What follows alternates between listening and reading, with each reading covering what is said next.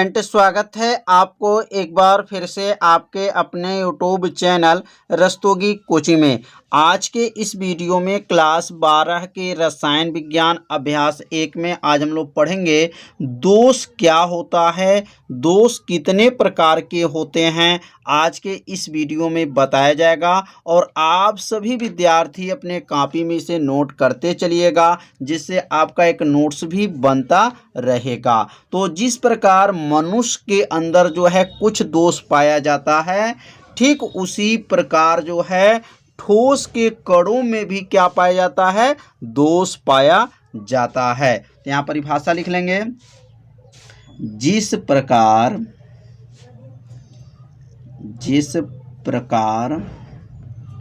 मनुष्य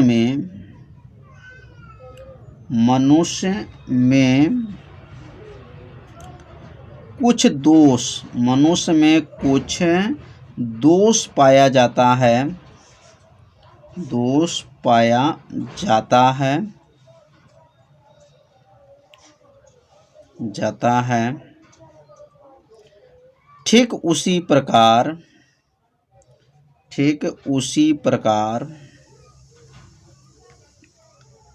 उसी प्रकार ठोस के कणों में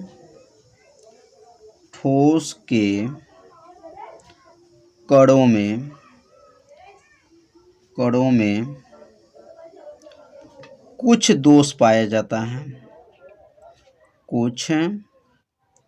दोष पाया जाता है, पाया जाता है। कितना आसान है। जिस प्रकार मनुष्य में कुछ दोष पाया जाता है, ठीक उसी प्रकार ठोस के कणों में भी कुछ क्या पाया जाता है, दोष पाया जाता है। अब दोष में पहला हम लोग दोष के बारे में क्या पढ़ेंगे, क्रिस्टल दोष क्या होता है। पहला हम लोग क्या पढ़ेंगे, अब क्रिस्टल दोष। और क्रिस्टल दोष पढ़ने के बाद हम लोग पढ़ेंगे क्रिस्टल दोष कितने प्रकार के होते हैं। तो अब क्रिस्टल दोष क्या है, जैसे क्रिस्टल के पूर्ण क्रमिक मतलब क्रम में व्यवस्था, जैसे क्रम में व्यवस्था में अनियमित होना क्रिस्टल दोष कहलाता है। जैसे क्रम से रखेंगे लेकिन वो क्रम से न रखने के वजह से उसमें दोष पाया गया, और उसी दोष को ही क्या कहा गया, क्रिस्टल दोष कहा गया। तो यहाँ लिख देंगे क्रिस्टल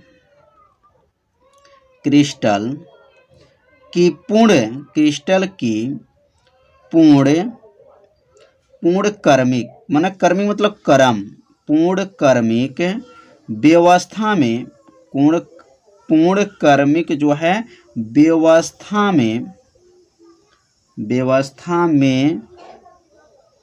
कोई भी अनियमितता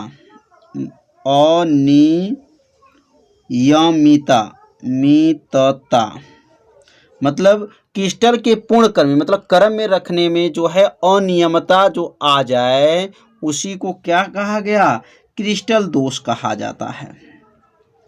क्रिस्टल दोष कहा जाता है, दोष कहते हैं।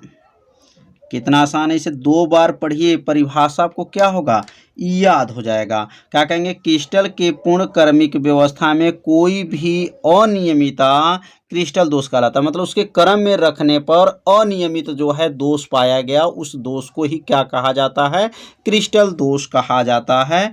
अब यहाँ लिखेंगे क्रिस्टल दोष जो हैं प्रकार, क्रिस्टल दोष के प्रकार।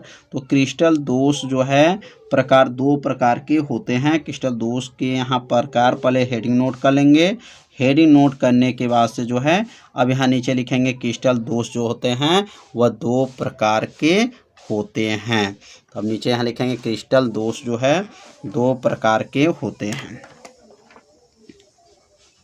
क्रिस्टल दोष 2 प्रकार के होते हैं, 2 प्रकार के होते हैं।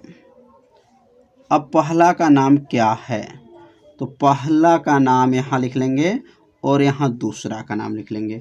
तो पहला दोष का नाम है बिंदु दोष होता है। क्या होता है, बिंदु दोष होता है। और दूसरा जो होता है दोष होता है वह रेखीय दोष होता है, रेखीय दोष होता है। अब हम लोग पढ़ेंगे बिंदु दोष क्या है। बिंदु दोष की परिभाषा क्या है, बहुत सरल है, बस थोड़ा सा आपको ध्यान देना है, परिभाषा आपको याद हो जाएगा। तो अब यहाँ हेडिंग नोट कर लेंगे बिंदु दोष। तो बिंदु दोष क्या होते हैं, बस थोड़ा सा आपको ध्यान देना है। अब इसकी परिभाषा को पहले देख लेंगे, क्या इसकी परिभाषा है। आदर्श जो क्रिस्टल होते हैं, ठोस में अवयवी कणों की व्यवस्था में अनियमितता और विचलन द्वारा उत्पन्न जो दोष होता है, उस दोष को क्या कहा जाता है, बिंदु दोष कहा जाता है। तो अब यहाँ आप लिख लेंगे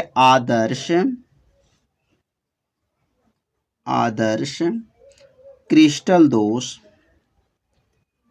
आदर्श क्रिस्टल दोष, क्रिस्टल यहाँ ठोस कर लीजिएगा, दोष नहीं, यहाँ पे क्रिस्टल जो है ठोस, आदर्श क्रिस्टल ठोस में अवयवी कणों की व्यवस्था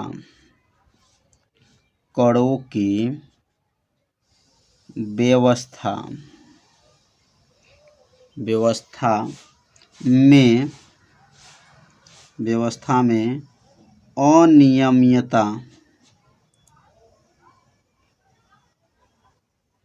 अनियमितता एवं विचलन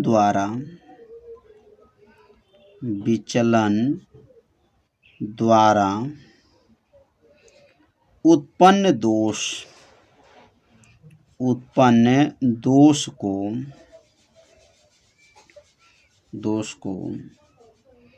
बिंदु दोष कहते हैं, बिंदु दोष कहते हैं। कितना आसान है, इस परिभाषा को एक बार और देख लेते हैं। आदर्श क्रिस्टल ठोस में अवयवी कण, मतलब जो आदर्श क्रिस्टल ठोस होते हैं उसमें जो अवयवी कण की व्यवस्था, मतलब उसके क्रम को व्यवस्था में रखना है लेकिन अनियमितता हो जाता है, तो इस प्रकार के जो दोष होता है क्या कहलाता है, बिंदु दोष कहलाता है। तो इसकी परिभाषा को जो है आप सभी विद्यार्थी अपने कॉपी में से जरूर नोट कर लीजिए।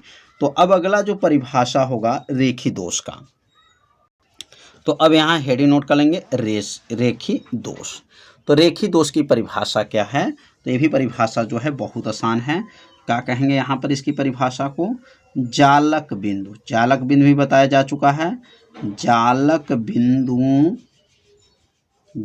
बिंदुओं की पूर्ण पंक्ति, अब रेखी मतलब रेखा में, मतलब उसको एक पंक्ति में, तो लिखेंगे पूर्ण पंक्तियों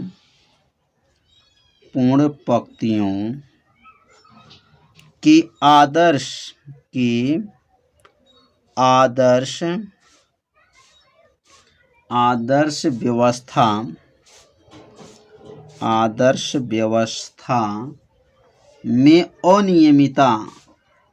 व्यवस्था में अनियमितता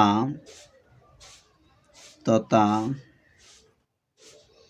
एवं विचलन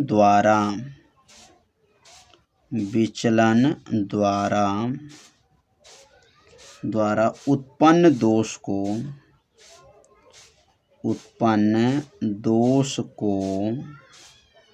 रेखीय दोष कहते हैं, रेखीय दोष कहते हैं। इस परिभाषा को जो है 2 बार पढ़िए, परिभाषा क्या होगा याद हो जाएगा। तो क्या कहेंगे, जालक बिंदु मतलब जालक बिंदु के पूर्ण पंक्ति, मतलब एक पंक्ति को आदर्श व्यवस्था में रखना है लेकिन वह अनियमितता क्रम में रख दिया गया, तो वह दोष क्या कहलाता है, रेखीय दोष कहलाता है। तो दोनों परिभाषा जो है सरल भाषा में बताया गया है। तो पहले परिभाषा को आप सभी विद्यार्थी अपने कॉपी में पहले नोट कर लीजिए और इसे 2 बार पढ़िए, परिभाषा आपको क्या होगा याद हो जाएगा। अब हम लोग पढ़ेंगे बिंदु दोष कितने प्रकार के होते हैं। तो अब यहाँ हेडिंग नोट कर लेंगे, बिंदु दोष के प्रकार, बिंदु दोष के प्रकार। तो बिंदु दोष जो प्रकार होते हैं वह दो प्रकार के होते हैं। अब यहाँ लिखेंगे बिंदु दोष जो हैं, तो याद रखेंगे बिंदु दोष जो होते हैं वह तीन प्रकार के होते हैं, दो प्रकार के नहीं होते हैं, तीन प्रकार के। तो यहाँ लिखेंगे बिंदु दोष तीन प्रकार के होते हैं, तीन प्रकार के होते हैं। अब पहला का नाम क्या है और दूसरा का नाम क्या है? तो यहाँ पहला, यहाँ दूसरा और यहाँ तीसरा। पहला का नाम याद रखेंगे रस समीकरणमिति दोष। क्या नाम है? रस समीकरणमिति, रस समीकरणमिति दोष, मिति दोष। पहला का नाम क्या है? रस समीकरणमिति दोष। दूसरा का नाम है अरस, अरस समीकरणमिति दोष, समीकरणमिति दोष। और तीसरे का नाम है अशुद्धता दोष। क्या नाम है? अशुद्धता दोष, अशुद्धता दोष। तो बिंदु दोष जो हैं कितने प्रकार के हो गए? तीन प्रकार के जो हैं बिंदु दोष होते हैं। पहले का नाम क्या है? रस समीकरणमिति दोष और अरस समीकरणमिति दोष। और तीसरे का नाम क्या है? अशुद्धता दोष। तो ये तीनों दोष को जो है बारी बारी से आपको बताया जाएगा और सरल भाषा में बताया जाएगा। तो आज का ये वीडियो जो है इतना ही बताया जाएगा। अब अगले भाग में हम लोग पढ़ेंगे रस समीकरणमिति दोष और रस समीकरणमिति रहेगा। तो अब यहाँ पे हेडिंग नोट कर लेंगे रस समीकरणमिति दोष। अब रस समीकरणमिति दोष क्या होते हैं, इसकी परिभाषा क्या है? अगर रस समीकरणमिति दोष का परिभाषा आपको याद हो जाता है तो और रस समीकरणमिति दोष का भी परिभाषा आपको याद हो जाएगा। बस एक शब्द को क्या करना है? बदलना है, परिभाषा आप खुद बना लेंगे। तो अब इसकी परिभाषा को पहले समझ लेते हैं कि रस समीकरणमिति दोष क्या होता है। तो ऐसा दोष होता है जिसमें धन आयन, ध्यान देंगे, धन आयन और ऋण आयन के संख्या में कोई परिवर्तन नहीं होता है, रस समीकरणमिति दोष कहलाता है। तो परिभाषा को यहां लिख लीजिए, ऐसा दोष, ऐसा दोष जिसमें, ऐसा दोष जिसमें धन आयनों, धन आयनों और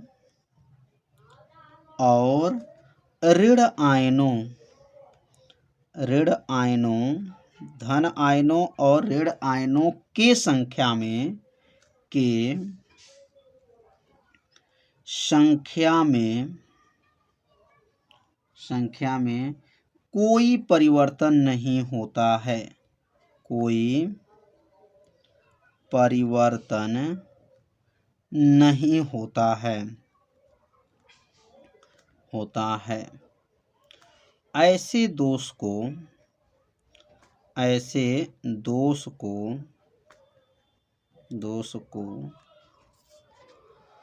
रस समीकरणमिति दोष कहते हैं। रस समीकरणमिति दोष कहते हैं, दोष कहते हैं। कितना आसान है परिभाषा, बस इसे दो बार पढ़िए, परिभाषा को क्या होगा? याद हो जाएगा। कैसे बोलेंगे? ऐसा दोष जिसमें धन आयनों और ऋण आयनों के संख्या में कोई परिवर्तन होता है। ध्यान देंगे, कोई यहाँ पे क्या लिखेंगे? परिवर्तन यहाँ पे नहीं होता, थोड़ा ध्यान दीजिएगा, कोई परिवर्तन नहीं होता है, यहाँ पे कोई परिवर्तन नहीं होता है, तो इस प्रकार के दोष को क्या कहा जाता है? रस समीकरणमिति दोष कहा जाता है। अगर ये नहीं शब्द हट जाए तो ये किसका परिभाषा हो जाएगा? अरस समीकरणमिति दोष हो जाएगा। ध्यान दीजिएगा, यहाँ नहीं जब लिखे रहेंगे तो रस समीकरणमिति, नहीं नहीं रहेगा तो क्या रहेगा? अरस समीकरणमिति दोष की परिभाषा हो जाएगा। तो अगला जो हेडिंग नोट कर लेंगे, अरस समीकरणमिति दोष। तो अब हेडिंग डालेंगे अरस समीकरणमिति दोष। अब अरस समीकरणमिति दोष क्या है? तो यही परिभाषा सेम नीचे क्या करेंगे? नोट कर लेंगे। तो लिखेंगे ऐसा दोष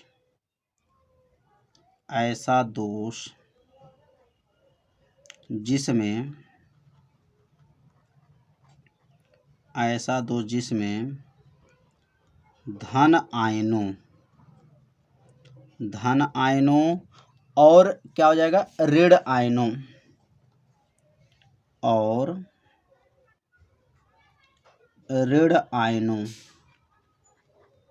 धन आयनों और ऋण आयनों की संख्या में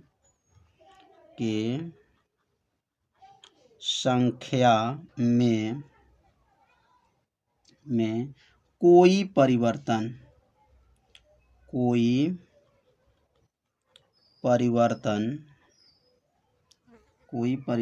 होता है तो इस प्रकार के दोष को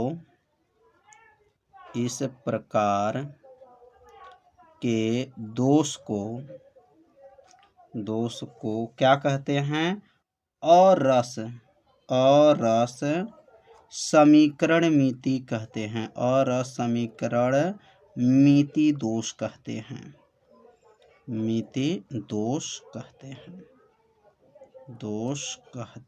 कितना आसान है। इसे बस 2 बार पढ़िए, परिभाषा आपको क्या होगा? याद हो जाएगा। तो सेम परिभाषा है, इसमें धन आयन की संख्या और ऋण आयन की संख्या में कोई परिवर्तन नहीं होगा, लेकिन इसमें क्या होता है? परिवर्तन होता है।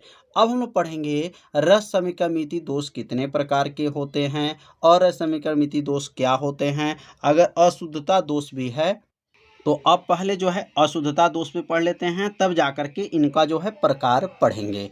तो अब यहाँ पे हेडिंग डालेंगे अशुद्धता दोष।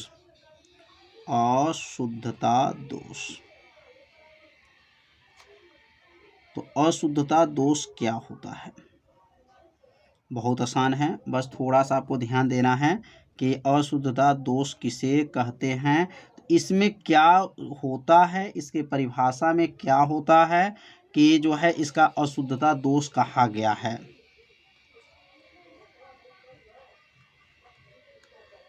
तो अब इसका परिभाषा भी देख लेते हैं, इसका परिभाषा क्या है।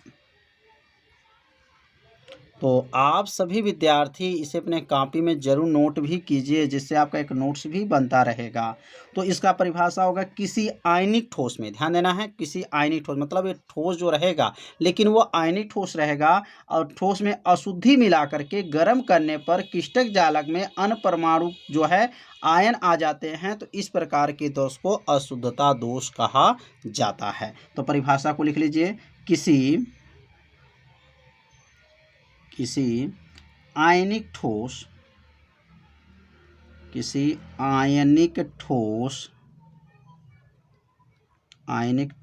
में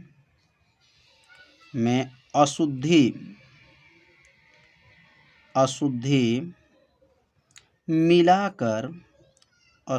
मिलाकर गरम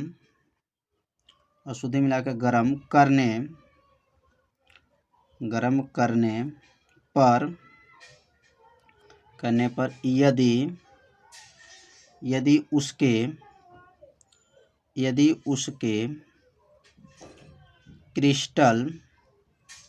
उसके क्रिस्टल जालक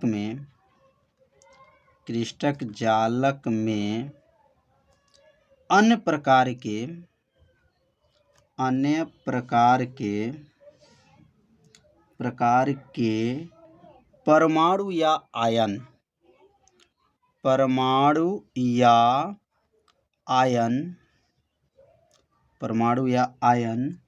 आ जाते हैं, आ जाते हैं, जाते हैं, तो इस प्रकार के दोष को, इस प्रकार के दोष को, इस प्रकार के दोष को, दोष को अशुद्धता दोष कहते हैं।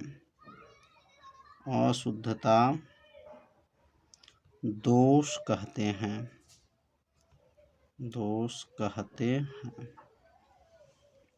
कितना आसान है। कैसे बोलेंगे? तो किसी आयनिक ठोस में अशुद्धि मिलाकर के गर्म करने पर यदि उसके क्रिस्टक जालक में अन्य प्रकार के परमाणु या आयन आ जाते हैं तो इस प्रकार के दोष को अशुद्धता दोष कहा जाता है। तो ये तीनों परिभाषा आप लोग को अच्छे से समझ में आ गया होगा। तो अब हम लोग पढ़ेंगे रस समीकरण और रस समीकरण मिति दोष के प्रकार कितने होते हैं। तो अब यहाँ पर हेडिंग नोट कर लेंगे, रस समीकरण मिति दोष के प्रकार। रस समीकरण मिति, रस समीकरण मिति दोष के प्रकार, दोष के प्रकार। तो अब यहाँ पर हेडिंग नोट करने के बाद से अब यहाँ लिखेंगे रस समीकरण मिति दोष जो होते हैं वह 4 प्रकार के होते हैं। तो अब यहाँ लिख लेंगे रस समीकरण मिति, रस समीकरण मिति दोष 4 प्रकार के होते हैं, 4 प्रकार के होते हैं। अब चारों का नाम क्या है? तो चारों का नाम यहाँ पे क्रमशः नोट कर लेंगे, पहला, दूसरा, तीसरा, चौथा। तो पहला का नाम क्या है? तो पहला दोष का नाम है साटकी दोष। यह बहुत आईएमपी है, कई बार ये परीक्षा में पूछा जा चुका है। तो साटकी दोष होता है। और दूसरा दोष का नाम है रिक्तिका, रिक्तिका दोष। और तीसरा दोष का नाम है फ्रैंकल दोष, फ्रैंकल दोष, फ्रैंकल दोष। और चौथा दोष का नाम है अंतराकाशी, अंतराकाशी, अंतराकाशी दोष।